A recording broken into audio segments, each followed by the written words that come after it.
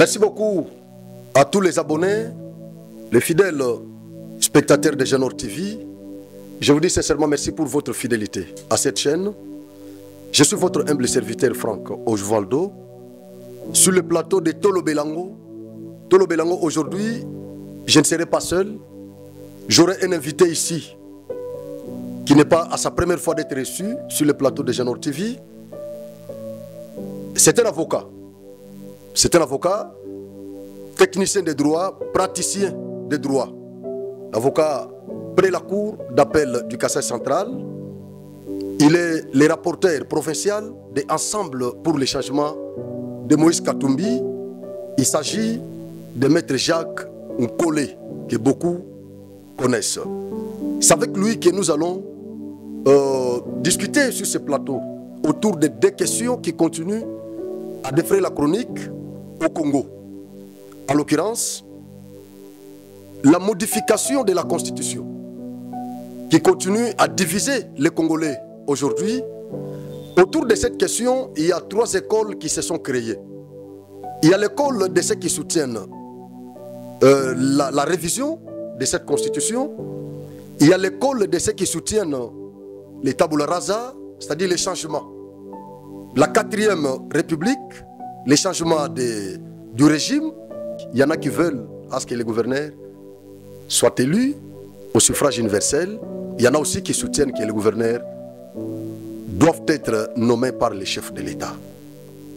Il y en a qui veulent verrouiller notre nationalité. Et il y en a aussi qui soutiennent que les Congolais peuvent avoir 3, 4, 5 nationalités. Alors aujourd'hui, nous allons aborder cette question avec les praticiens des droits, Maître Jacques Nkole. Je ne sais pas si il fait partie de quelle école, s'il est du changement, de la révision, ou s'il est de ceux qui ne veulent pas que leur loi soit touchée. Par moments, ça fait mal de voir lorsqu'on aborde cette question que les Congolais sont vraiment désintéressés. Ça fait très mal. Nous avons le système juridique romano-germanique qui fait de la Constitution la loi suprême.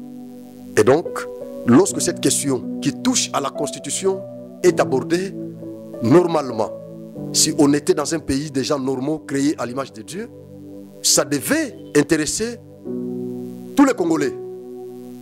Alors, la deuxième question que nous allons aborder, comme il est le cadre de Ensemble pour le changement, est relative à la réhabilitation de la piste d'aérodrome de Moulonde. Voilà, Moulonde, c'est à Poitou, un terrain que je connais.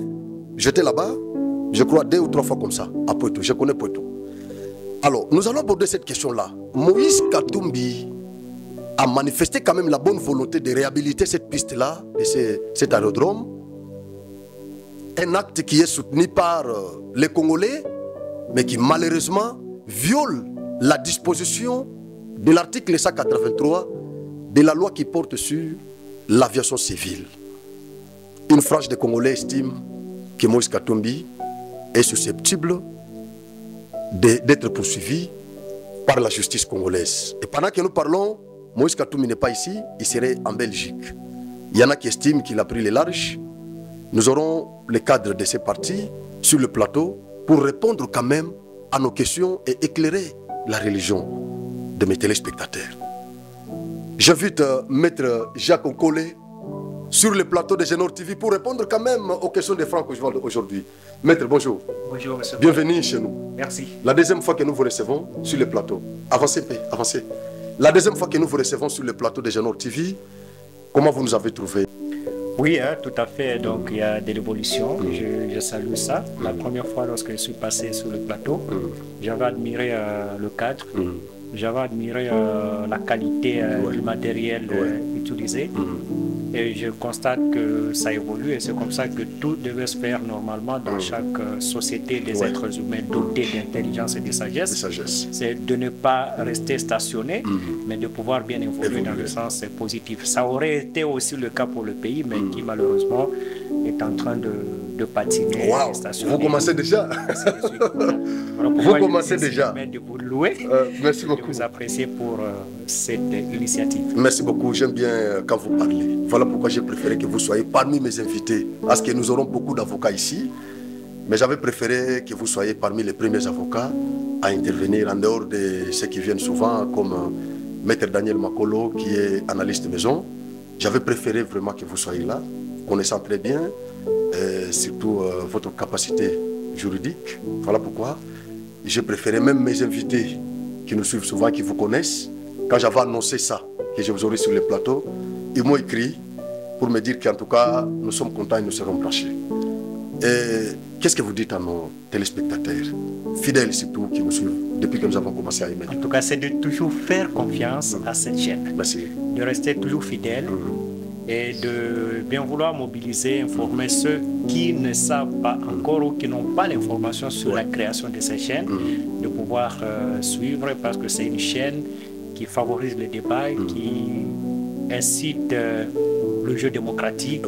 Vous voyez, dans l'espace où l'on vit, une chaîne qui est ouverte à recevoir les opposants qui, par moment, étaient considérés comme de diable, mais qui, progressivement, grâce à cette parole qui leur est accordée à travers cette chaîne, tente de passer le message et de faire dissiper le malentendu, de faire comprendre le rôle de l'opposition et surtout dans cet espace Kassai. Merci. Voilà. Merci beaucoup. Avec vous, nous allons aborder toutes ces questions susmentionnées. Moïse Katumbi n'est pas ici. On nous dit qu'il serait en Belgique. Il y en a qui estiment qu'il a pris la poudre d'escampette. C'est comme ça qu'il fait souvent quand il est poursuivi. Du temps de Kabila, c'était la même chose. Il s'était rendu aux États-Unis cette fois-là, considéré comme exilé politique. Et cette fois-ci encore, il a intentionnellement violé la loi qui régit le secteur de l'aviation civile en RDC. Et il ne veut pas qu'il soit poursuivi. Son parti également ne veut pas que Moïse soit poursuivi. Avant même qu'il soit invité à se présenter devant les ministères publics pour se justifier, mais il a pris les larges. Il est en erreur. C'est quoi le problème? Vous ne voulez pas frotter la justice congolaise ou quoi? Ou c'est la politique de la victimisation tout simplement? Non, mais il n'en est pas question. Moïse Katumbi n'a jamais fui la justice. Non, cette fois-là, il avait... Il n'a jamais été en exil, mais il avait été contraint à l'exil. C'est différent. Moi, j'ai toujours fait la nuance entre les deux concepts. Du temps de Kabila, Moïse était contraint à l'exil. Ce n'était pas un exilé politique. Il n'avait pas quitté le pays mais c'est lui-même qui était parti. Il est parti pour quand on a déclenché l'action publique. Non, nous devons nous rappeler qu'après sa comparution devant le parquet général de Kinshasa, dans un dossier qui était instruit par un SPG, ou non pas un SPG, mais NAG, près le parquet de cassation. Des cassations. Voilà, qu'à l'époque du procureur général Kabange-Numbi. Voilà, un NAG avait été dépêché à Lubumbashi avec cette mission d'entendre Moïse sur le prétendu recrutement des mercenaires. Des mercenaires américains. Voilà. Alors, lorsque Moïse avait été auditionné à 2 reprises, il y a eu des soulèvements, il y a eu des troubles. Et les gens en ont profité pour lui injecter du poison. Ça, c'était une version reconnue, non contestée. Et qu'il fallait qu'il aille se faire soigner à l'étranger, parce qu'il n'y a aucun hôpital ici à l'époque qui pouvait lui garantir les soins, non seulement les soins de qualité. Mais entre-temps, il était gouverneur. Non, il n'était plus gouverneur. Non, je dis, il avait fait à peu près 7 ans, 8 ans. Oui, c'est vrai. Pourquoi il ne pouvait pas construire un hôpital? Non, mais les hôpitaux existent, il en a construit. Mais en ce moment-là, c'est qu'il n'avait pas confiance, pour bien dire, au corps soignant de la RDC. Parce qu'on pouvait faire circuler le poison partout, y compris dans les seringues.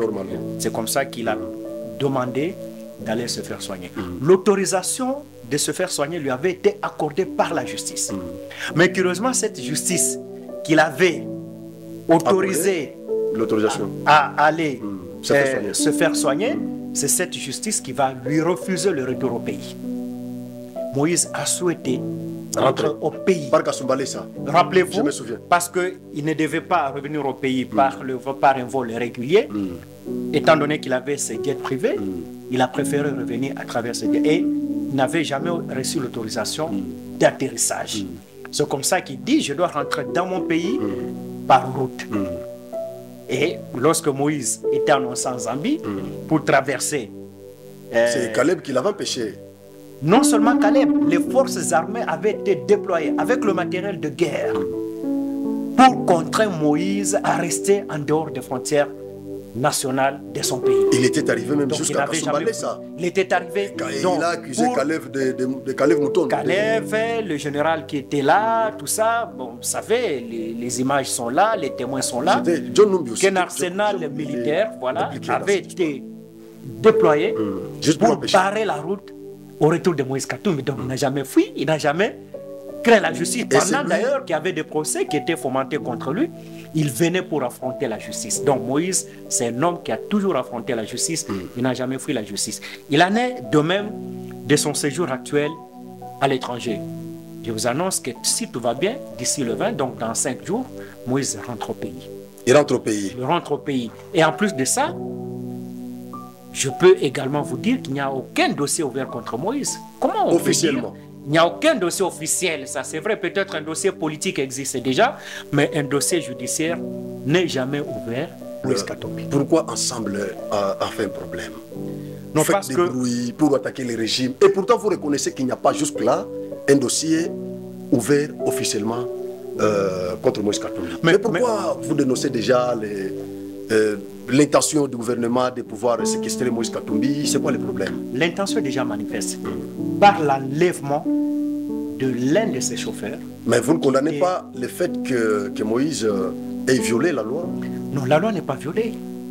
La loi n'est pas violée. Maître Franck, vous êtes avocat? La loi, je suis avocat bien sûr. Parce que la disposition de l'article 183 sur l'aviation civile parle bien de la construction, la modification et de l'exploitation. De l'exploitation d'un aérodrome.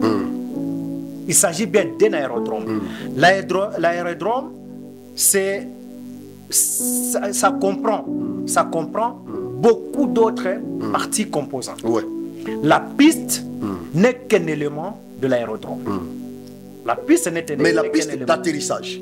Piste d'atterrissage d'un aérodrome. Un élément important d'aérodrome. Mais qui seul ne peut pas constituer l'aérodrome. Mais le fait de vouloir réhabiliter la piste. Oui, ça c'est de 1. De 2, Moïse a entrepris ce travaux au vu et au su de tout le monde.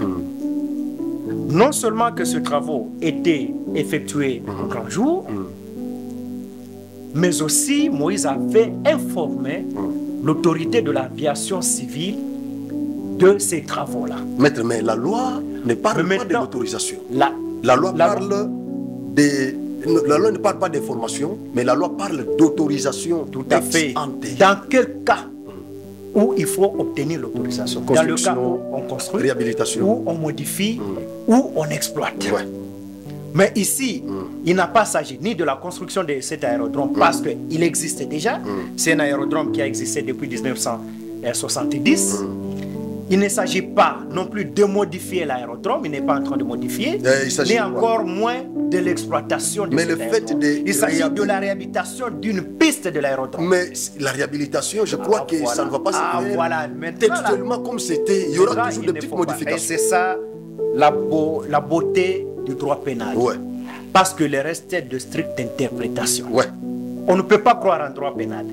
On doit rester précis et rester dans la terminologie de la loi. Ouais. Lorsque la loi parle de l'aérodrome, de la réhabilitation, modification ou exploitation d'un aérodrome, ça ne veut pas dire la réhabilitation d'une piste de l'aérodrome. Pourquoi vous ne cherchez pas à comprendre d'abord l'esprit du législateur dans ces textes? C'est tout. Quand bien même que le législateur n'a pas clairement parlé de la modification, de la réhabilitation, n'est-ce pas? Oui. Mais vous ne voyez pas les législateurs en train de venir la modification, réhabilitation, tout ça, mettre ça dans un lot? Non, sinon il le dirait. Il le dirait. C'est comme ça que j'ai dit, ça constitue à la fois la beauté. Il faudrait que le législateur explicite vraiment son langage dans cette Le législateur pénal, oui. Énumérer tous ces éléments, modification, réhabilitation, tout ça dans la disposition. Non. Quand il parle de la modification, c'est-à-dire le fait de toucher, parce que c'est un bien réservé à l'autorité publique, à l'État. Et donc, avant de toucher, avant d'initier, de lancer quelques travaux, des modifications d'un bien public, il faut au préalable avoir l'autorisation de l'autorité compétente. Quand vous nous amenez sur ce terrain-là de réhabilitation, modification, mais cherchez quand même, faites quand même une interprétation téléologique pour comprendre l'esprit du législateur maintenant. Non, nous demeurons justement dans les prévisions légales. Et dans les prévisions légales, dans quel domaine? Dans le domaine du droit pénal. C'est un domaine de l'interprétation stricte. De l'interprétation stricte de la loi. Ouais. C'est-à-dire, on ne peut pas aller, justement, comme vous le dites, vouloir abonder dans un sens large. Non. Il faut rester et là, dans on l'essence va restreint. tomber dans l'arbitraire. C'est ce à quoi le pouvoir actuel a tendance à aller.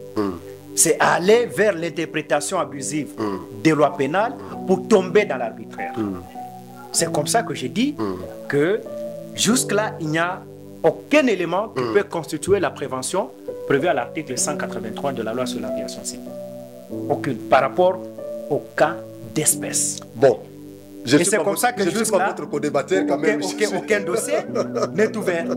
Et si un dossier vient à être ouvert, ça ne sera qu'un dossier politique. Pour autant d'ailleurs que j'étais en train de dire, pourquoi l'ensemble pense-t-il qu'il y a un complot contre Moïse? C'est parce que déjà le chauffeur a été kidnappé. Jusqu'à ce jour, on n'a aucune information sur sa destination. Alors, pourquoi on le retient jusqu'à ce jour? Quelle est l'infraction qu'il a commise? Quels sont les éléments de cette infraction qui ont été réunis? Est-ce que c'est une infraction constituée? Nous disons en tant que juriste, en tant qu'avocat, qu'il ne s'agit pas d'une infraction qu'il aurait commise et une infraction qui relèverait, n'est-ce pas, de cette disposition qui est évoquée, à tort d'ailleurs. Donc, selon vous, bon, maître, je crois que dans les cas sous examen, je ne suis pas votre co-débatteur. Je ne suis pas votre co-débatteur, je ne veux pas trop vous massacrer sur mon plateau. Vous êtes mon invité, je dois quand même vous caresser, je dois vous traiter avec beaucoup d'amour. Non, mais je considère toujours que c'est bien que vous puissiez, c'est pas me relancer ou tenter de... Parce que je me dis que vous portez quand même la parole de ceux qui pensent que Moïse se serait rendu coupable de cette prévention-là. Ça dit un jour, Moïse peut venir à Kananga, à l'aéroport de Lungando, oui. Lungando, et commencer à modifier la piste de cet aéroport-là. Parce que la piste, c'est un élément constitutif, comme ce n'est pas ce qui fait l'aéroport, mais c'est un élément, des éléments constitutifs d'un aéroport. Donc il peut venir comme ça, et il est fait. Après, il rentre à Lubumbashi. Moïse n'a pas modifié. L'État ne réagit pas. Il n'a pas modifié. Il a fait quoi? Parce que là, vous donnez l'exemple lié à la modification de la piste. Mais qu'est-ce qu'il a fait? Il a réhabilité la piste. Voilà, il a réhabilité. La piste n'a pas été modifiée, mais réhabilitée. Mais l'aéroport là, l'aérodrome a existé. Je crois, si j'ai une bonne mémoire, c'était en 1970 que c'était opérationnel. Ça cessé à être opérationnel en 1970, je crois. Depuis cette année-là, jusqu'à aujourd'hui, l'État ne s'est jamais intéressé à cet aérodrome. Quand un individu, un citoyen congolais, qui s'arroge quand même l'audace de réhabiliter, de mettre en mouvement un bien public qui n'était pas opérationnel de 1970 jusqu'en 2024. Ça fait 54 ans. Moïse avait encore 6 ans. Parce qu'il est né en 1964. Il avait 6 ans. Et qui s'arroge maintenant l'audace de relancer cette activité-là, de mettre en mouvement cet aérodrome, qui est tout près de la Zambie, sans autorisation préalable. Et ensemble, le soutient ça. Trouve ça normal. Non, mais ce n'est que normal, parce que d'ailleurs, il s'agit d'un acte de haute portée patriotique. Mais ça, il faut saluer à jamais ce geste de la part de Moïse Katumbi. L'aéroport. Donc, oui, un bien on public. peut vous renverser Un bien facilement public. par l'aéroport. Non, mais on ne peut pas aller dans les intentions. On ne peut pas aller dans les suppositions. Non, sinon, on risque de faire doit des procès prévenir. d'intention. L'État doit prévenir. Mais oui, cet État Voyez. qui a construit. Si le rôle d'un aéroport, d'un aérodrome, c'est de faciliter l'invasion d'un État par ses ennemis, l'État n'aurait construit aucun aéroport au pays. Vous parlez de cet aérodrome qui n'est pas loin de la frontière de la Zambie. Ce n'est pas Moïse qui l'a construit. D'ailleurs, on venait de le relever. Mais il avait encore 6 ans. Qui avait jugé de la nécessité de créer un aérodrome à Puerto? C'est l'État. Vous venez encore de dire que c'est un aérodrome public, une infrastructure publique. Ça, qui relève de la compétence, qui appartient au peuple, qui appartient à la société, à la communauté. Mais ça relève de la compétence de l'État. Tout à fait, mais abandonné par l'État. Non, mais c'est un paradoxe alors. Non. Comment l'État crée-t-il? Comment l'État peut-il créer? Maître Collé. Il crée un aérodrome pour l'abandonner par la suite. Mais il n'y a pas la nécessité. Et empêcher ainsi. Non, si, il y a la nécessité. Il n'y en a pas. Si, non. Lui, l'a réhabilité parce qu'il a construit un hôpital là-bas. Non, pourquoi il n'y a plus de nécessité? laquelle... Peut-être il n'y a plus de nécessité pour ceux qui gèrent l'État, mais pas pour l'État lui-même. Parce que l'État, c'est ce public. Ce public qui continue à avoir envie d'avoir cet aéroport, cet aérodrome être exploité pour divers intérêts. Mais le public là, l'intérêt économique et social, le public est représenté par les députés. Non, mais non. Nous avons les sénateurs. Le public, s'il veut s'exprimer, c'est par la voix de ses élus. Mais ils ne le font toujours pas. Mais c'est ça, le public les là élus pouvait procéder par cette voix, oui. Crier, appeler les députés à intervenir pour demander aux dirigeants de pouvoir mettre en mouvement cet aérodrome-là, parce qu'il y avait nécessité. Mais ce n'est pas un individu de se réveiller de 4 matins et de s'arroger l'audace d'amener les tracteurs, d'amener tous ces véhicules, tout ça, et l'équipe, et commencer à réhabiliter un bien qui relève de la compétence, faire un travail qui relève de la compétence de l'État. Un bien public, sans autorisation de l'État. Et il a même informé l'État après avoir lancé ses travaux. C'est ça aussi. Non, d'abord, l'acte posé par Moïse Katumbi sort des prévisions de l'article 183 qui est évoqué. Ça, c'est de un. De deux, il nous paraît étrange, franchement étrange, qu'un acte si important, de si haute portée patriotique, soit l'objet, je ne sais pas moi, de scandales, que ça amène un camp, donc le camp du pouvoir, à poursuivre Moïse ou à lui régler des comptes ou carrément à le saboter sur la place publique. Mais c'est une honte. C'est une honte. Pourquoi? Parce que d'abord, vous parlez des députés. Il n'y a pas encore vous parlez des députés. en justice intentée contre... Tout à fait. Oui, mais déjà, politiquement, on sait que les gens de l'UDPS, moi je les suis même ici. C'est pas considéré comme un procès ici.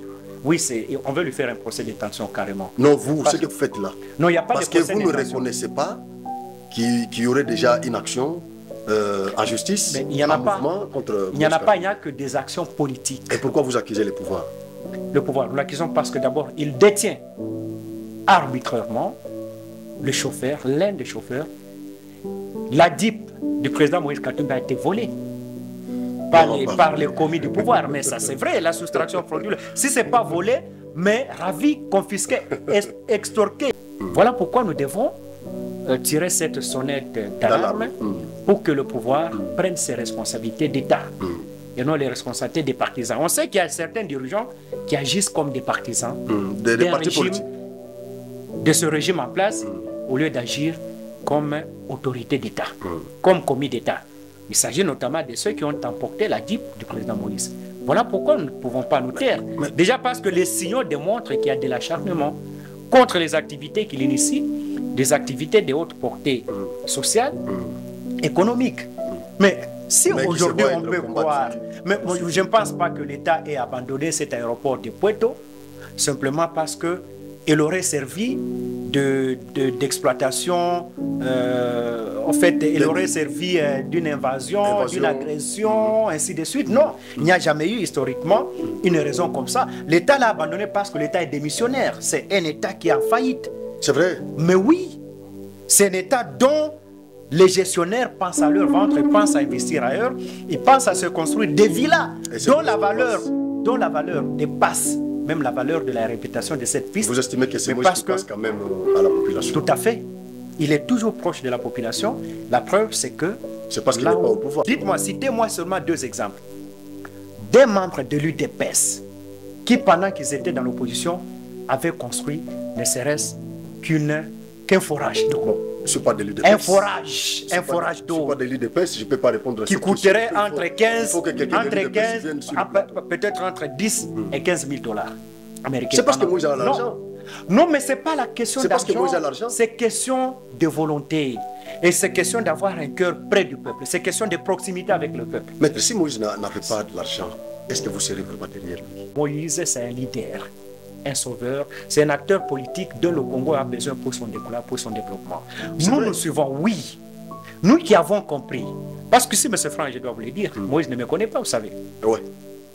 Je n'ai jamais croisé Moïse, je ne l'ai jamais rencontré. Je n'ai jamais eu un contact avec Moïse. Mais j'ai connu Moïse comme autant de millions de Congolais, de 90 millions de Congolais. Et qu'est-ce qui avait fait que vous... Moïse est connu, non pas le discours, comme... la vision, c'était les projets politiques, vision, discours, projet, et surtout l'expérience politique. Et il a quelle expérience? Dans le domaine de gestion. Moïse, quand il a géré le Katanga, je pense que vous vous rappelez ici, si les auditeurs peuvent avoir une mémoire fraîche, Moïse était un gouverneur modèle sur l'ensemble des 12 provinces à l'époque. Il était un gouverneur modèle. Parce qu'il utilisait trop les médias, le discours populiste. Il n'y avait pas question, ce sont des œuvres. Les œuvres de Moïse ont parlé. Les œuvres de Moïse ont parlé. Avec sa vision, sa volonté, son expérience politique, on dit qu'il est fait partie des rares, si pas l'unique acteur politique qui mérite d'être au sommet de l'État et de mener ce peuple congolais vers le destin, ce destin qui est ce bonheur matériel, cet environnement propice, ce social décent, accessible à tous. Donc s'il n'est pas l'unique, mais en tout cas il est parmi les rares acteurs politiques de ce pays. Voilà pourquoi il mérite notre soutien. Il mérite notre soutien parce que nous ne devons pas soutenir et accompagner ceux qui pillent le pays. Ceux qui abandonnent le peuple. Ceux qui ont abandonné. Lui, il n'a jamais pillé ce pays. Il n'a jamais pillé. Il n'a jamais pillé. Par contre, Moïse a construit le pays. Vous dites que vous ne le connaissez pas physiquement. Comment vous savez qu'il n'a jamais pillé? Non, je connais Moïse. Mais qui ne connaît pas Moïse physiquement? On le voit à travers les médias, on le voit à travers... On le connaît. On connaît son teint, on connaît sa taille, on connaît sa masse. Mais Mouyambo, qui était son ami, qui était même son conseil juridique, il a dénoncé beaucoup de choses. Mouyambo était adversaire politique de Moïse. Ça, c'est vrai. Mouyambo est président des partis politiques. Mouyambo a milité d'abord contre Moïse pour avoir le leadership sur le Katanga. Il était, en tout cas, son adversaire. Son adversaire politique. Et non son allié. Vous estimez que Moïse n'a jamais pillé. Moïse, s'il n'est pas l'unique, il est l'un des meilleurs politiciens qui peuvent construire ce pays. Mais on était aux élections ici. Moïse n'avait même pas atteint 30%. D'après les chiffres de la CENI. D'après les chiffres de la CENI, même d'après les chiffres publiés même par sur le terrain, au moment des campagnes, c'était quand même prévisible. Je prends des faits seulement. C'était prévisible. On a connu un fiasco électoral. Les élections se sont déroulées pendant plus ou moins 7 jours. Et pendant les 7 jours, le matériel électoral était entre les mains d'un camp. C'est le camp du pouvoir. Donc, pour atteindre, je dirais, les scores que la CENI a rendus publics, il lui a fallu combien de jours? 7 jours. Donc, M. Kadima a laissé à dessein les matériels le dispositif électronique ou électoral et tout ça, le DEV, entre les mains de ses agents, en vue d'augmenter significativement le score de ceux qu'il a déclarés vainqueurs de cette élection. Au moment des campagnes, c'était prévisible Non, mais au moment de campagne, on a C'était subi... prévisible. Oh, non, non, non, c'était pas prévisible. Lorsque nous avons subi... C'est énorme. Non, jamais. Donc, on n'avait pas suivi la campagne. J'ai plus près la campagne. Il n'y avait pas de Moïse Katumbi. Il y avait des montages, tout ça. Ah, voilà. Voilà. Vous appelez ça montage. Effectivement, c'est-à-dire, il y avait des foules que vous considérez comme un montage. Mais ce n'était pas un montage, M. Franck. Je sais que vous parlez beaucoup et vous parlez bien. Je ne vais pas aller plus loin avec vous, surtout que je ne suis pas votre co-débatteur sur le plateau. J'aimerais que nous abordions la question qui divise les Congolais aujourd'hui. La modification de la Constitution. Maître Jacques Nkolé, cadre de l'ensemble de Moïse Katumbi, défenseur fervent de Moïse Katumbi au Conseil central. Je vous suis partout. Je vous suis. Défenseur fervent de Moïse Katumbi. En tout cas, cher Moïse, président, vous pouvez compter sur lui. Un fervent défenseur, et je suis étonné d'écouter que vous n'avez jamais rencontré Moïse Katumbi. Jamais. Mais quand je vous écoute chaque jour parler de Moïse Katumbi, c'est comme si vous l'avez une fois rencontré. Vous avez quand même l'occasion de discuter avec lui, tout ça. Oui, mais les gens... Je suis surpris. Mes frères d'ici ont toujours tendance à m'attaquer. Non, il le dit, il le fait parce qu'il est nourri par Katumbi. Il y a les gens... Voilà, les gens pensent. Moi ici, pas les gens, mais d'abord moi. Non, nous sommes derrière sa vision. Nous sommes derrière cet acteur politique rare sur la scène politique du pays. Nous sommes derrière celui sur qui comptent ces millions de Congolais pour son développement. Parce qu'en fait, ce qui importe pour nous, c'est ce changement. Moïse incarne ce changement, il mérite notre soutien. Parce qu'il a besoin de nous pour mener ce pays vers les bons ports. Ainsi qu'on le fait. On le fait pour cette raison-là, parce que c'est énorme. Vous pouvez poser la question à quiconque ici à travers le pays. Connaissez-vous Moïse? Je crois sur 100%. 90% vous diront oui, nous les connaissons. Ouais. Est-ce qu'on les connaît parce que... Il est président de Bazembe. Est-ce qu'on l'a déjà rencontré? Non. Parce que non, Moïse, c'est un type qui s'est révélé à travers les actes, à travers sa gestion orthodoxe des finances publiques, deux entités de l'État. Et on a dit qu'il doit mériter davantage la confiance des Congolais pour que ce pays avance. D'accord. Et ça, il faut avoir... cet esprit patriotique et cet esprit prophétique pour compter sur lui. Autrement, on va confier ce pays à ceux qui le pillent, à ceux qui le détruisent et que le développement ne restera qu'un discours infini. Vous faites allusion à ceux qui détruisent le pays. Oui, mais vous les connaissez. Les gens qui pillent des millions de dollars américains destinés aux projets d'intérêt communautaire et qui les utilisent à leur propre fin. Donc, ils le font parce qu'ils sont au régime, ils sont au pouvoir. Maître Jacques Nkolé, c'est ceux qui détruisent. Je ne suis pas de l'île de presse, je ne suis pas du pouvoir, je suis journaliste. Je ne veux pas répondre à vos questions. C'est à moi de vous poser les questions qui taraudent les esprits des Congolais. D'accord. J'ai la Constitution sur ma table du 18 février 2006, telle que modifiée et complétée en 2011. La Constitution en vigueur en RDC, autour de laquelle 3 écoles se sont créées aujourd'hui. Il y a un groupuscule de Congolais qui soutiennent, qui veulent que la Constitution soit révisée, que nous considérons comme les révisionnistes. Il y a l'école des changementalistes qui soutiennent les changements de la Constitution. Et il y a une autre école de ceux qui ne veulent pas que la Constitution soit touchée, qui veulent protéger leurs lois suprêmes. Vous faites partie de quelle école? Juriste, praticien de droit, qui maîtrise bien cette loi pour l'avoir étudiée. Vous faites partie de quelle école? Pour l'instant, et vu l'intérêt du pays, on ne peut pas toucher à cette constitution. Pour l'instant, on ne peut pas la changer, on ne peut pas la modifier. Donc, vous ne voulez pas que la constitution soit touchée? Tout à fait, qu'elle reste intacte. Pour l'instant. Pour quelle raison? Mobutu, en son temps, il a révisé sa constitution. L'histoire nous dit que plus de 16 fois. Joseph Kabila, qui nous a laissé cette constitution lui-même, l'a révisée en 2011.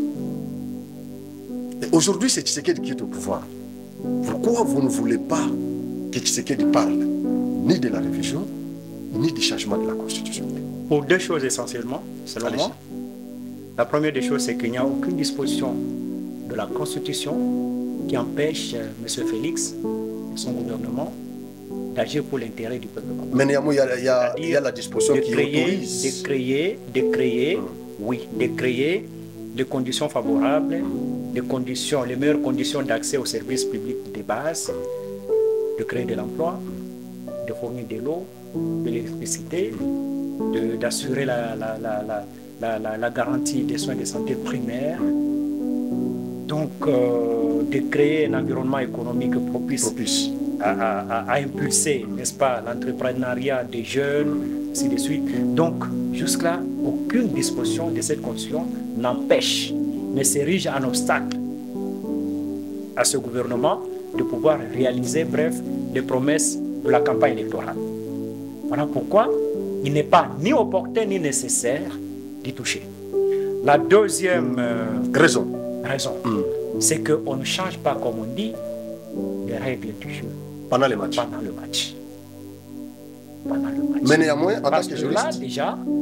Là déjà, il s'agit, ou il s'agira, non pas de la simple révision, mais des objectifs politiques d'un camp que l'on cherche à atteindre à travers la révision de la Constitution. Parce qu'on sait que cette Constitution est tellement vulgarisée à ce jour que le régime actuel et bien d'autres régimes sont sous surveillance citoyenne. On sait qu'ils ont tendance à violer, à l'écarter, à l'oublier dans les actes qu'ils posent. Mais tellement maintenant que la surveillance citoyenne, le contrôle citoyen est accru, et pour parvenir à leur projet macabre, donc il faut passer par la révision de la Constitution. Notamment le projet macabre actuellement, c'est de pouvoir éterniser un camp politique au pouvoir. Ce n'est pas les procès d'intention. Il n'y a pas de procès d'intention. C'est bien dit. Lorsque un responsable de l'UDPS, en l'occurrence M. Augustin Kabouya, considère que sur 5 ans de mandat, le président de la République ne gère qu'en réalité, ne travaille qu'en réalité pendant 3 ans. Mais ça, c'est mais pour ça, il faut réviser la Constitution. Donc, je l'inviterai à accepter, à être d'accord désormais avec nous que Kabila n'a pas fait 18 ans au pouvoir. Ou n'a pas géré le pays pendant 18 ans. Parce que lui-même là, qui dit que quand il s'agit de Félix, il n'a géré que 3 ans, mais dit très souvent que Kabila a géré le pays pendant 18 ans et qu'il n'a rien fait. Donc, M. Kabouya Augustin, devons-nous nous accorder désormais que Kabila est parti si tôt, parce qu'au lieu de faire 10 ans de mandat légal, de mandat constitutionnel, il en a fait 6. Pouvons-nous dire qu'il est parti si tôt? Mais Kabouya n'est pas le premier à le dire. Il y a le professeur, je crois, le professeur Ndaïwel, c'est un historien, Ndaïwel, si je ne me trompe pas, qui avait proposé ça. Voilà pourquoi. Pourquoi veut-on augmenter ce nombre d'années sous Félix et pendant le 2e mandat? L'objectif ultime, c'est de le pérenniser au pouvoir. Parce que l'expérience a démontré que dans ce genre de contexte, lorsqu'on réussit à toucher à la Constitution et surtout à toucher à la disposition relative à la durée au nombre de mandats, on fait tomber tous les autres mandats antérieurs. Et là, vous allez... Voilà. On fait tomber tous les mandats et on repart à Bovo. Et quand on repart à Bovo, on commence à considérer comme si c'était le premier mandat et qu'il fallait en faire autant, pour autant que c'est illimité. Et c'est ça la stratégie contre laquelle Ensemble pour la République est en train de combattre. Mais Félix parle de l'article 10 de la Constitution, qui parle de la nationalité congolaise, qui est exclusive. Elle ne peut être détenue concurremment avec une autre nationalité. Alors, quel est le problème qui se pose? Non, il veut que les Congolais détiennent 2, 3, 4 nationalités. Ça ne pose pas un problème. Voilà. Ça ne pose pas un problème. Vous voyez maintenant, c'est ça le problème. C'est parmi les dispositions qu'il veut modifier. Mais il y a peu, il n'y a pas 2, 3 ans passés, que l'UDPS, qui avait instrumentalisé un acteur politique, toujours de l'espace Kassai, M. Noël Tchani, pour évoquer la question sur la nationalité congolaise de père et de mère, a vu de permettre à ceux qui la détiendraient d'accéder à certains postes qu'il a appelés le poste de souveraineté. il a fait ce débat, il a sillonné le monde, le Congo, avec l'appui inconditionnel de l'UDPS. Juste pour éviter, pour, n'est-ce pas, restreindre le droit de ceux qui sont nés congolais, mais d'un seul parent congolais. Non, mais là, c'est pour mais maintenant, ici, on commence à vouloir permettre... Ceux qui ne sont pas congolais, des pères et des mères, d'accéder à la magistrature suprême. Oui, c'est différent. Comprenez ici, ce paradoxe dans la démarche. Des pères et des mères, mais qui peuvent détenir d'autres nationalités. Donc, ils peuvent détenir d'autres nationalités. Vous voyez l'implication, M. Franck, de la pluralité des nationalités. C'est qu'on reste un seul sujet, mais soumis, allégeant à plusieurs pays, dont on a des devoirs. Non seulement des droits, mais des devoirs. Pensez-vous que le contexte actuel, vous êtes en face d'un Congolais dont vous maîtrisez bien la mentalité, à qui vous permettez de détenir plusieurs nationalités à la fois et d'attendre les actes loyaux de sa part, c'est que vous permettrez que désormais, par exemple, Collé que je suis, en étant à la fois Congolais et Angolais, que si j'ai des capitaux, que j'ai à investir en Angola. Au lieu d'investir la totalité de ces capitaux au Congo, je commence à le faire pour l'Angola et pour les biens des Angolais. Mais il y en a aussi qui ont gagné la vie, par exemple en Angola, qui ont de l'argent et qui veulent investir chez nous ici. Ils doivent être considérés comme des Congolais. Mais quand ils viennent ici, au regard de ces dispositions, ils sont considérés comme des étrangers par le fait de détenir une autre nationalité concurrente à la nôtre. Non, moi je sais que la nationalité congolaise, dès qu'elle est acquise, dès que vous trouvez que vous avez l'intérêt de devenir congolais, la loi est claire, vous renoncez à toute autre nationalité. Et non détenir des 2, 3, 4 concurrents. C'est pourquoi Tshisekedi veut que les Congolais, pour des raisons économiques, détiennent 2, 3. Parce qu'il y a des Congolais, des diasporas, qui se lamentent aussi. Ils ont gagné la vie là-bas, ils veulent venir investir chez nous. Et le fait qu'ils ont des 3, 4 nationalités, et quand ils arrivent ici, ils sont considérés comme des étrangers. Non, l'investissement n'est pas interdit aux étrangers. D'ailleurs, ceux qui ont beaucoup plus investi au Congo et qui ont fructifié leurs capitaux sont des étrangers. Mais un Congolais, regardez l'économie nationale, est détenue et entre les mains des étrangers. Donc, ce gens-là, c'est pas ça une raison pour eux de refuser de venir investir. C'est pas le fait qu'ils ont acquis une autre nationalité qui les empêche, que ce fait les empêcherait de venir investir au pays. Ils veulent investir. Mais maintenant, le problème, et être considérés comme Congolais. Non, le problème, c'est l'allégeance. Lorsqu'ils seront en train de faire allégeance à 2, 3, 4 pays, ça sera un risque. C'est un risque majeur.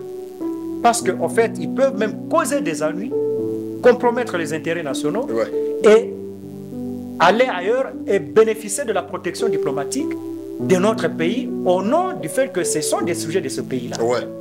Mais lorsqu'on garde la seule nationalité congolaise, l'État congolais continuera à avoir le pouvoir sur eux, même en dehors de ses frontières naturelles.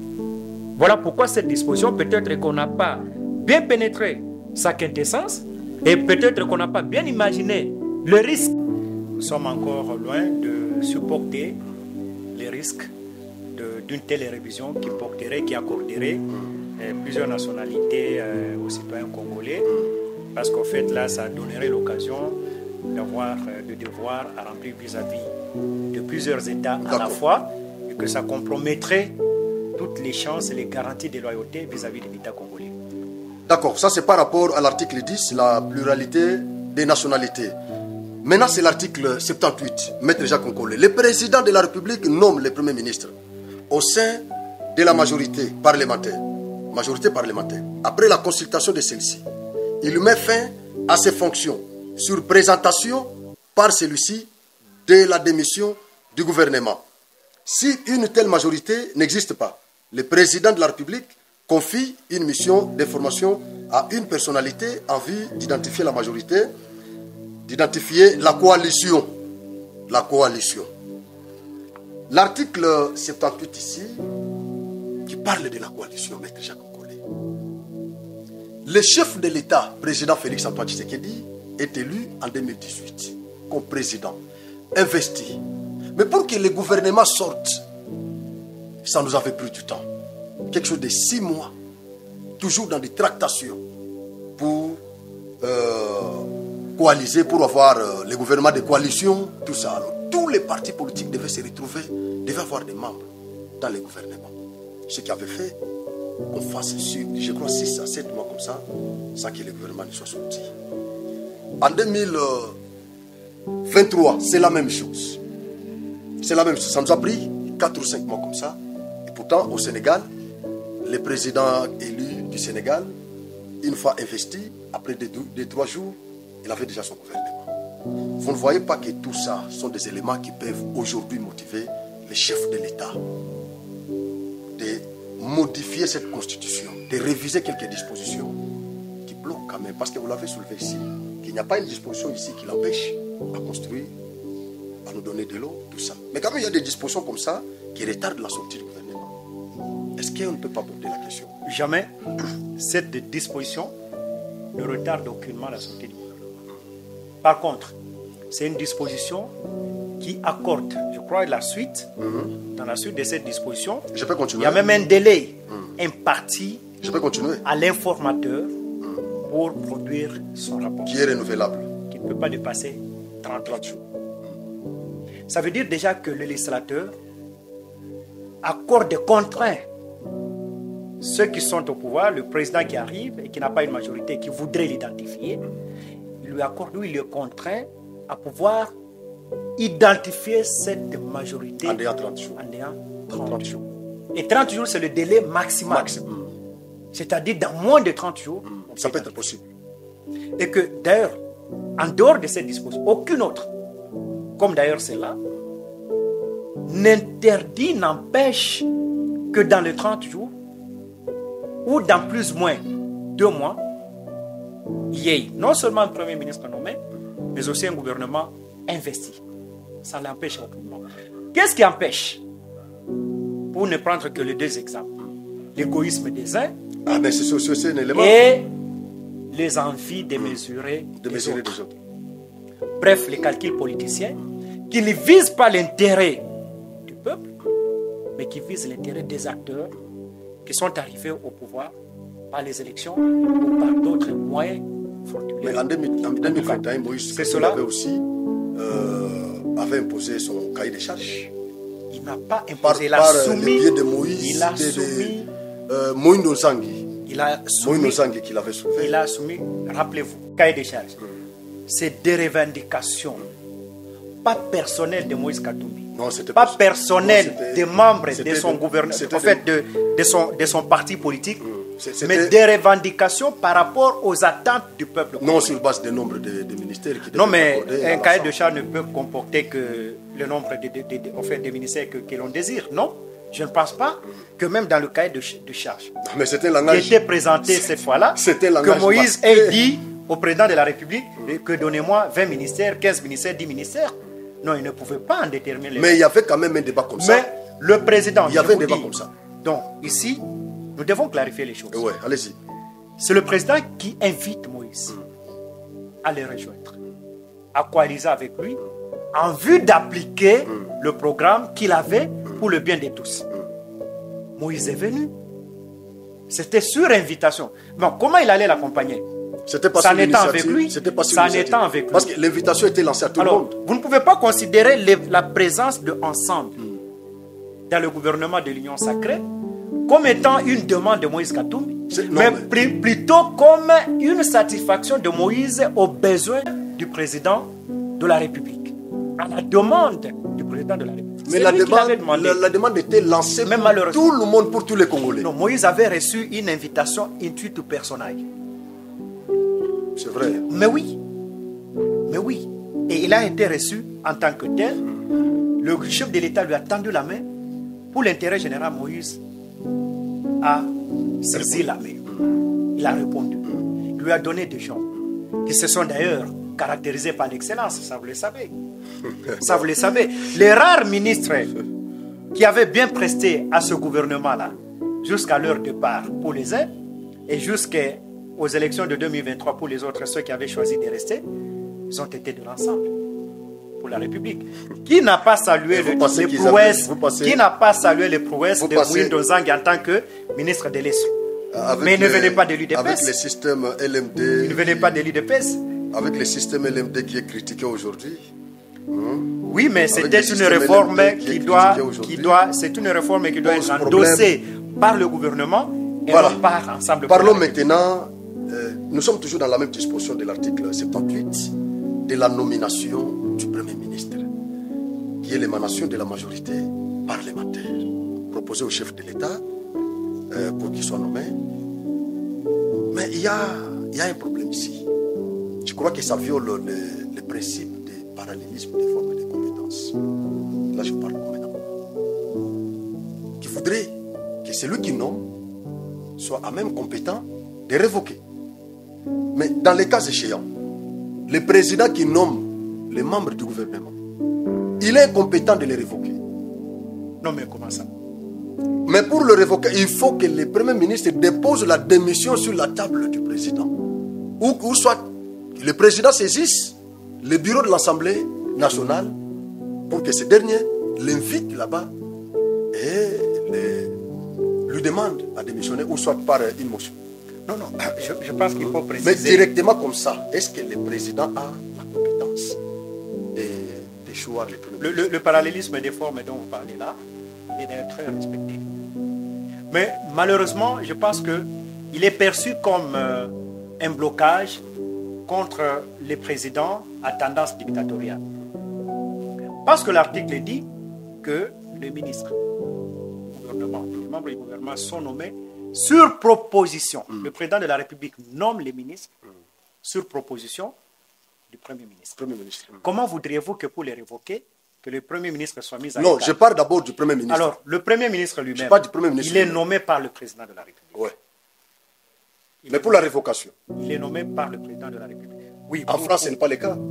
Voilà. Dans la Constitution française, c'est le président qui nomme et lui-même là est compétent de révoquer. Vous savez pourquoi pour la révocation? C'est ça même l'important. C'est parce que cette Constitution, rappelez-vous que non seulement elle est la synthèse de plusieurs constitutions que le Congo a connues, mais aujourd'hui, elle a été conçue dans l'objectif de mettre fin à la dictature.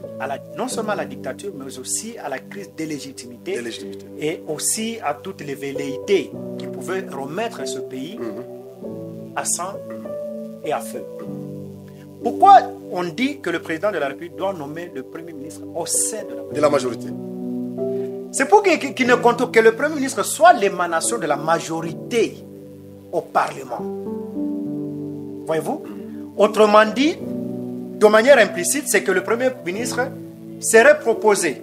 Premier ministre, pas candidat, Premier ministre. Mais Premier ministre en tant que poste, en tant qu'organe, il est soumis, il est proposé au chef de l'État par le Parlement. Il vient du Parlement. Comme il est responsable devant le Parlement. Voilà, comme il est responsable devant le Parlement. Il vient du Parlement. Mais c'est le choix de l'individu Premier ministre qui relève de l'appréciation discrétionnaire du président de la République. Mais parce qu'il est philosophiquement l'émanation du Parlement, il faut respecter les... Donc, voilà. C'est-à-dire respecter le président ne peut pas avoir les pleins pouvoirs de l'éditoire. Parce que, mais ici, il y a la proposition et la nomination. Comment il est tracé. Parce qu'on doit pénétrer, c'est comme ça que j'ai dit, cette constitution a une partie philosophique très importante qu'on ne peut pas négliger. Pourquoi il ne peut pas le démettre de ses fonctions comme il peut le faire pour les autres gestionnaires du pays? Parce qu'en tant qu'émanation du Parlement, le Parlement, c'est la représentation de la population. De la population. Autrement dit, il vient du peuple. Le président aussi, c'est l'émanation. Voilà. Donc, l'un comme l'autre ne peut pas se neutraliser par des mécanismes souples, des mécanismes simples. Et c'est ça, l'une des garanties de cette démocratie et l'une des garanties contre l'arbitraire. Parce que comme il vient du peuple, c'est-à-dire il est l'émanation de l'Assemblée, il doit être là-bas comme garant des intérêts du peuple dans la gestion, dans la conduite des affaires de la République. Tout comme les chefs de l'État et l'émanation du peuple. Oui, à travers l'élection. À travers l'élection. Tout à fait. Mais s'il nommait quelqu'un, celui-là doit être aussi considéré comme indirectement l'émanation du peuple. Si il le nomme comme son choix personnel, qui viennent de lui-même. Regardez en quoi cet article d'ailleurs est avantageux. Et il offre plusieurs avantages. D'abord, le Premier ministre là, il doit être de l'obédience du président de la République. Ça, la Constitution le garantit. Parce qu'il est censé venir de la majorité au Parlement. Et cette majorité est acquise au président de la République. En 2018, c'était un membre du PPRD. Non, la majorité, c'était une majorité de coalition. Mais fabriquée. C'est fabrication. C'est le président de la République. Maître Jacques Si il y a une fabrication, c'est le président de la République. Donc, selon vous, le principe de parallélisme des formes et des compétences, il est garanti. Par le fait que c'est l'Assemblée qui propose, et c'est elle-même, la majorité parlementaire qui propose, et c'est elle-même qui n'a pas encore de choix. Oui, qui pas mais encore de choix. Il y a ici proposé et nommé. Oui, mais sur proposition, nomination, oui. Mais vous ne nommez pas n'importe qui. Mais quand on propose, le chef direct n'est pas celui qui propose, et celui qui nomme. C'est comme je suis directeur d'une entreprise, et vous êtes mon ami, vous me proposez votre petite sœur ou votre petit frère. Tout à fait. Je le nomme. Mais pourquoi? Mais lui vous n'êtes pas directement son chef. Vous comprenez alors l'idée, l'esprit de la Constitution, partant de son préambule, partant du contexte sociopolitique qui a prévalu lors de l'élaboration de cette Constitution.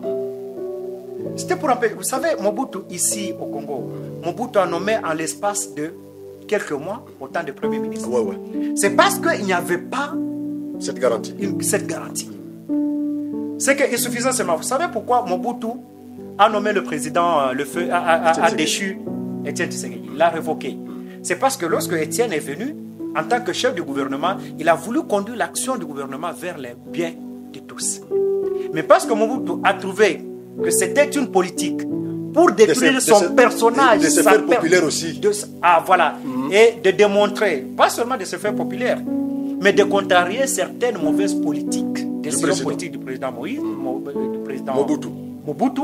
C'est comme ça qu'il a déchu. Il a simplement déchu parce que le mécanisme était souple. On n'a pas voulu qu'on revienne à ce genre d'actes qui compromettent l'avenir du pays, le destin de tout un peuple. Et c'est comme ça que cette constitution, elle a été la mieux pensée, la mieux conçue. Alors, et que vouloir y toucher, en tout cas, ce n'est pas une démarche qui cadre avec l'intérêt supérieur. C'est une démarche au profit de ceux qui gèrent. Selon Maître Jacques Nkolé, je l'ai soulevé ici, Mobutu a modifié plusieurs fois sa constitution ou ses constitutions. Mosé Laurent Désiré Kabila a fait l'état boule rasa. Joseph Kabila a révisé cette constitution. Félix Antoine Tshisekedi dit, vous ne voulez pas qu'il touche à la constitution. Donc vous faites de la constitution sempiternelle. Parlant du cas de Mobutu, combien de fois Mobutu a-t-il soumis la constitution au référendum? Donc ce n'était pas une constitution. C'était la constitution de Mobutu, mais qui devait régir, réglementer, gérer tout un pays. C'est comme ça que le propriétaire de cette constitution, qui était Mobutu, était donc en droit de pouvoir la changer, la réviser, comme bon lui semblait. Mais ce n'est pas pareil avec cette constitution qui a été soumise au référendum. Mais la constitution, au référendum. La constitution du 1er août 1964 était soumise au référendum. Mais ce n'était pas la constitution de Mobutu. Mobutu a anéanti cette constitution. Mais c'est ce que j'ai dit. Avec son coup il a trouvé la constitution. Oui, il l'a trouvé. Il l'a anéanti. Il l'a anéanti. Voilà pourquoi on ne veut pas arriver à ça. Parce que je peux vous dire que les dispositions, quelques dispositions d'ailleurs, nombreuses, qui étaient contenues dans cette constitution de 1964, rédigée ici, à l'Athénée dans mon quartier, ont été encore insérées dans cette constitution que l'UDPS considère comme une très mauvaise constitution, comme une constitution des étrangers. Pourtant, il y a des dispositions, beaucoup d'ailleurs, qui reviennent, qui étaient dans cette constitution de Luambo, qui était d'ailleurs la première constitution à être rédigée par les Congolais. Les Congolais est parce que vous savez, au référendum. Est soumise au référendum. Parce que vous savez, la loi fondamentale, c'était une constitution pour préparer l'indépendance. Donc, pour permettre au pays d'être géré après l'indépendance. Mais la première constitution des Congolais, c'était celle-là, dont nombreuses des dispositions ont été reprises dans l'actuelle constitution que l'UDPS commence à jeter sur le pavé. D'accord. Et qui a d'ailleurs favorisé l'avènement de l'UDPS au pouvoir. Moi, je me dis que c'est un manque de reconnaissance. Monsieur Franck, c'est le cas de le dire. La constitution, c'est une loi fondamentale. Les mécanismes de sa révision, c'est des mécanismes rigides. Oui, c'est une constitution rigide. Des mécanismes rigides. C'est comme ça que même cette procédure de révision, la simple procédure, si vous la suivez elle est toujours verte. Et elle n'est pas simple. Elle n'est pas simple. Parce que d'ailleurs, ici, c'est un parti politique qui s'arroge le pouvoir de lancer la campagne pour la modification de la Constitution. Non, la modification ne peut pas se faire sur l'initiative d'un parti politique. Non, mais 100 personnes, 100 Congolais, 100 000 Congolais 100 000 peuvent aussi par pétition. Juste là, est-ce qu'il y a eu une pétition? Mais il faut la sensibilisation. Voilà. Il faut qu'il y ait un parti politique peut sensibiliser pour récolter ces signatures. Qui donne le coup mais là, on n'a pas... prend l'initiative de réviser juste là on n'a pas dit, on n'a pas déterminé. Si, la Constitution a dit, l'initiative appartient concurremment au président de la République, au gouvernement, après délibération au Conseil des ministres, aux deux chambres du Parlement, au vote de la moitié de ses membres et au peuple congolais, donc, à une partition du peuple congolais. Voilà. 100 000 signatures. Mais c'est là où il y a les problèmes. Et même lorsqu'il s'agit de la pétition, elle doit d'abord être adressée à l'Assemblée des chambres du Parlement et elle doit être soumise au référendum. Pour la révision. Il en est de même de toutes les révisions à l'initiative soit du président de la République, soit de deux chambres du Parlement. Mais exceptionnellement, là c'est encore un problème. C'est comme ça que je me dis, c'est une initiative qui ne peut pas passer. Exceptionnellement, on dit, elle peut être, les deux chambres réunies peuvent l'approuver sans qu'elle ait été soumise. Ça, c'est une exception. C'est une exception. C'est une exception. Mais elles peuvent l'approuver en votant donc au 3/5e. 3/5e des membres. Donc au-delà de la majorité. Les deux chambres. Donc le Congrès. C'est au-delà de la majorité absolue. Or, à ce jour, vous savez que l'UDPS est seul dans cette aventure, dans cette initiative. Même ceux qui sont avec lui dans la coalition, ils ne sont pas d'accord. Par contre, ils sont avec nous. Mais c'est la campagne de sensibilisation. L'UNC est avec nous. AFDC est avec nous, ensemble. C'est notre position. Vital Kamerhe. Oui, je l'ai dit. Vital Kamerhe. Mais le contraire n'est pas dit. Ne soutient pas les modifications? Non, le contraire n'est pas dit. C'est-à-dire, nous ensemble, nous sommes contre la modification. C'est la campagne de sensibilisation. Parfois, demain, après-demain. C'est au nom de leur liberté de pouvoir penser que cette constitution mérite d'être révisitée à ce jour. Mais nous disons que c'est une aventure périleuse pour les intérêts du pays. Et toujours en ce moment. Et je rappelle encore à cette UDPS. Maître Jacques Nkolé. Je rappelle à l'UDPS. C'est considéré comme votre mot de la fin. D'accord. Je rappelle à l'UDPS qu'elle doit éviter... Adressez-vous maintenant à l'UDPS. Regardez la caméra. Adressez-vous à l'UDPS. Vous devez éviter... Ça, c'est votre bagarre, je ne suis pas cette démarche paradoxale. Ça suffit, en même temps que vous plaidez pour le maintien de l'état de siège, vous déclenchez une campagne pour la modification de la Constitution. Or, la Constitution vous l'interdit. La Constitution interdit toute modification pendant l'état de guerre, pendant l'état d'urgence, pendant l'état de siège. Les Congolais, une frange de Congolais, l'opposition politique y compris, et même quelques députés membres de l'Union sacrée, mais ressortissants du Nord Kivu et de l'Ituri, ont demandé sans cesse la levée de l'état de siège parce que non seulement il a démontré ses limites, mais aussi il a asphyxié les chances de développement de ces contrées-là. L'UDPS est le premier parti politique à défendre le maintien de ça. Mais paradoxalement, vous lancez l'initiative de révision sans savoir que la Constitution les défend. Est-ce par l'ignorance de la Constitution ou par mauvaise foi? De deux, cette Constitution que vous diabolisez aujourd'hui, elle est l'unique qui vous a permis d'être là où vous êtes, au pouvoir. C'est cette Constitution qui n'a pas permis à un jeune président de 45 ans, M. Joseph Kabila, de se maintenir au pouvoir, quoique il en avait encore ardemment envie. Mais il est étonnant qu'à ce jour, après que, en faveur de cette Constitution, vous soyez arrivé là où vous êtes pour gérer le pays de la manière dont vous le gérez, que finalement cette Constitution devienne la diable ou la diablesse dans vos tiroirs. C'est de l'ingratitude, c'est de l'insulte contre le peuple congolais. Gérez votre pays, gérez notre pays. Nous avons besoin des actes de gestion. Nous avons besoin de la matérialisation des promesses électorales et surtout pour l'espace Kassai et Kassai central en particulier. Chute Katende, Chute Mbombo, Kalambambouj, presque tous les projets initiés et vantés, Tchilé-Gelou. Donc, aucun n'a été réalisé. Aucun n'a été réalisé et c'est de ça que nous attendons de vous. La promesse électorale doit être concrétisée. Vous ne nous avez jamais promis de modifier cette constitution une fois que vous aurez, le peuple va vous accorder le deuxième mandat. Donc, Ensemble pour la République, ça c'est un appel que je lance à tous les Congolais de bien pouvoir se mobiliser derrière le leader Moïse Katumbi.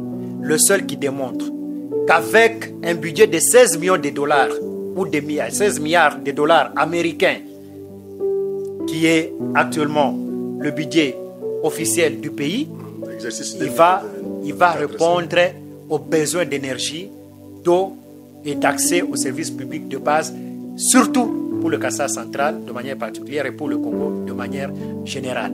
Lui, avec sa poche, il n'est pas au pouvoir depuis 2015 parce qu'on disait que Moïse travaillait avec l'argent de gouverneur, mais il n'est pas au pouvoir, il continue à réaliser des œuvres sociales.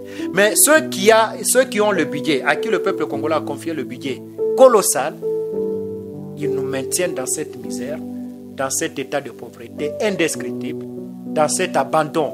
Nous sommes comme des orphelins de père et de mère dans notre propre terre, le Kassai central. Donc le moment est venu pour choisir entre le développement et la proximité. Pour moi, le développement pour le centre Kassai, c'est Moïse Katumbi et son parti politique Ensemble pour la République. Merci beaucoup. Génor TV vous dit sincèrement merci, Maître Jacques Nkole, d'avoir répondu à notre invitation. Merci beaucoup pour cet honneur. Merci. Je pense que ce n'est pas la dernière invitation, il y en aura encore beaucoup. Je vous en prie. Merci beaucoup. Ok. D'accord. Nous sommes arrivés à la fin de notre émission d'aujourd'hui. Comme je vous l'avais promis, c'était Fifi Masuka, c'était Délice Sanga, et aujourd'hui c'est Moïse Katumbi.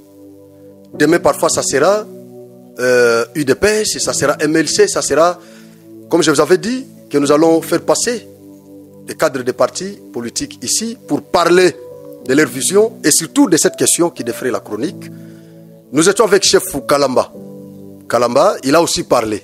Vous aurez des images. Nous avons fait le micro-baladère pour récolter les avis des centres kassaïens. Par rapport à la question, ils ont parlé et vous aurez des images. Et aujourd'hui, nous avons reçu les cadres d'Ensemble et avocats près la cour d'appel du Kassai central. C'est un opposant. Génor TV, nous sommes là pour tous les Congolais. Moi, j'ai toujours soutenu la démocratie. J'avais demandé au centre kassaïen de laisser Moïse Katumbi venir battre campagne ici. Parce que c'est un Congolais et le Congo, le Kananga, Kassai central est au Congo. Délice Sanga, il peut venir aussi, faire ses histoires ici. Alors nous devons respecter les principes de la démocratie au Kassai central. Kassai central n'est pas en nord du Congo, c'est au Congo. Les opposants peuvent aussi parler, tout comme Al-Bumbashi, c'est du pouvoir, parle. Donc nous sommes au Congo. C'est ce qui fait la beauté de la démocratie. Merci beaucoup. Partagez les liens surtout. Merci.